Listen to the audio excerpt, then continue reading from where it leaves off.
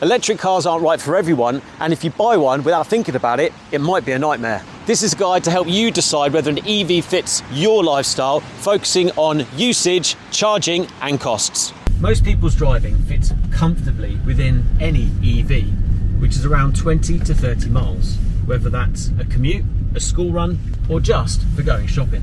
Charging overnight replaces the visits to the petrol station. However, it's not quite as simple as that. So when are EVs not suitable? One of the main use cases where EVs might not be suitable is if you're towing. Because towing can make a huge difference to the range of your vehicle, because the efficiency gets absolutely obliterated by the weight of what you're towing. In some cases, it can be up to 50%. So 200 mile range could be down to 100. So ultimately, you'll be stopping quite a bit to charge.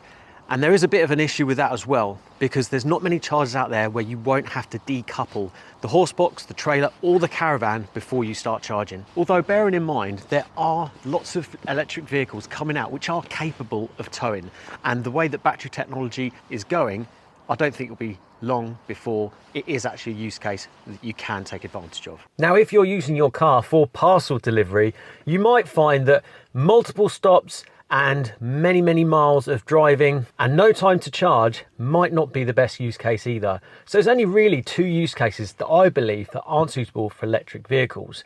However, you might want to take into consideration if you do live very rurally where you haven't got access to charging and you need to go quite far before you even reach a charger, that might not be another use case which is ideal. I'm not really addressing the elephant in the room here, but I will be covering it in the next video, and that is the actual cost of the electric vehicle. And just to cover off a little bit right now, yes, you can get an electric vehicle for £1,500, £2,000. However, those electric vehicles, you need to be very careful, because yes, it might actually be fine for that 20 to 30 mile a day use case. However, if you want to go further afield, you might have trouble and a hell of a lot of charging spots before you get to your destination. And one of the main reasons that I like having a car, and I think many of you as well, is that freedom to be able to go anywhere.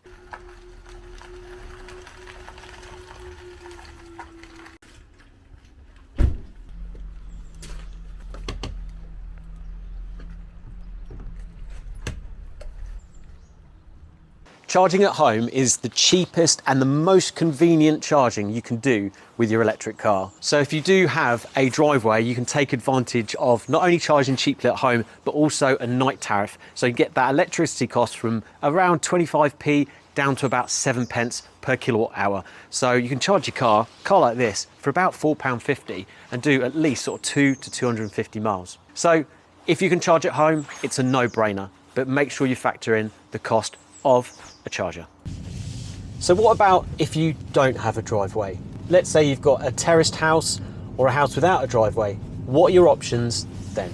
So if you've got a terraced house like this, you might be thinking, where am I going to charge? Well, what you can do is you can put a charger on your wall, and you can have something called a turbo charge or a gully type that goes along the pavement, and then you can charge your car here. But the only problem with that is it does cost some money. Some councils don't allow it, and it does mean you've got to have your car next to your house to be able to charge it.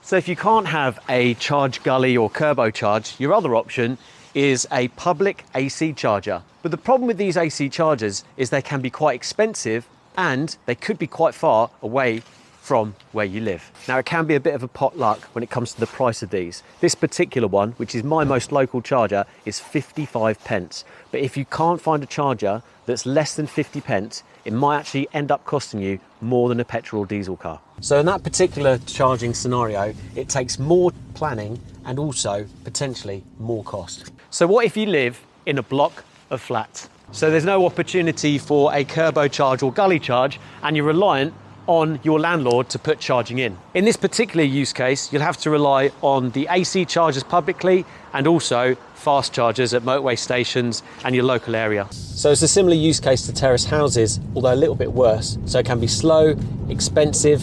Some people make it work, but it's not an ideal use case.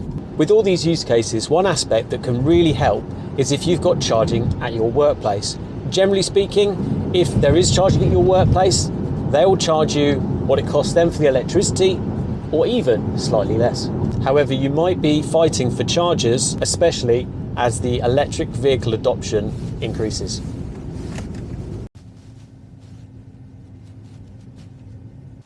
So now we're at the public charger, it's probably the best time to talk about cost.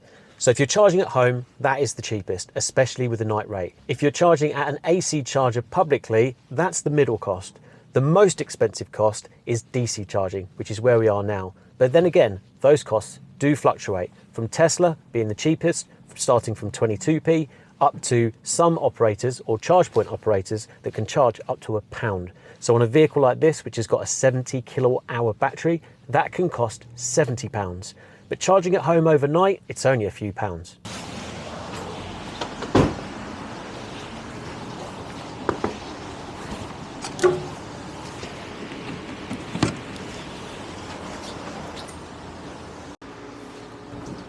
So this is a traditional charger if you've got any electric vehicle. It can be a bit of a pain to do compared to a Tesla charger. So you plug it in, you tap your card, and you don't need any apps specifically because they've got rid of that now, but you tap your card and it starts charging. But they do sometimes, like in this case, take an initial payment on your bank account and then charge you for the amount that you use, but they do refund that back afterwards. Whereas in a Tesla, you plug in, you've already got your card on their app, it starts charging straight away, no extra charges, and away you go. So charging publicly at that kind of money, 70p to £1, can actually cost you more than a petrol or diesel car if you're doing it all the time. Yes, you can save money on servicing costs and potentially tax.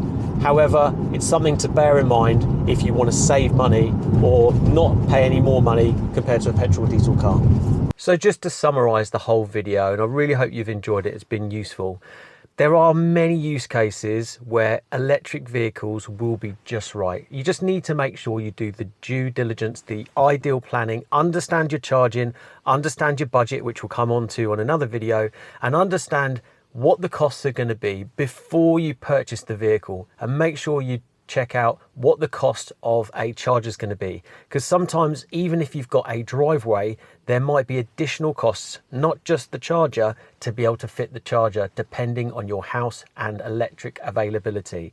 So many things to take into consideration, but the main thing to do is make sure you do this planning before you take the plunge and purchasing an electric vehicle. Drop your situation in the comments and I'll give you an honest answer. This channel is all about electric cars, but for people that enjoy cars, car people, car enthusiasts. And there's loads of videos on the channel about my modified Tesla Model 3, about this 230,000 mile Tesla Model 3 Performance we bought out of auction, an EV converted TVR with Tesla motor. And also we have a podcast every Sunday at 8 o'clock called YEV with myself, Kevin Booker and Alex Grant, which is also on Spotify and X. For the next video, I'm going to be talking about which electric car is right for you.